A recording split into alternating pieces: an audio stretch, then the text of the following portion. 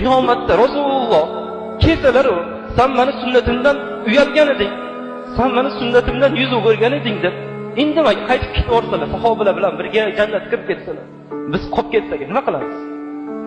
Rasululloh nima qilamiz? Rasululloh jannatga sahobalar bilan, Abu Bakrlar bilan kirib ketsalar, biz qolib ketsak qiyomat kuni. Qanaqa holat, nima tadidi biz uchun? Biz dunyoda shuncha Rasululloh yashadik, ko'rmadik. Yuzlarini ham ko'rmadik. Qo'llarini o'polmadik. Rasulullohni bag'rimizga bosolmadik sahobalarga. Endi jannatda ham ayrilib bo'lsak-chi. Jannatda Rasululloh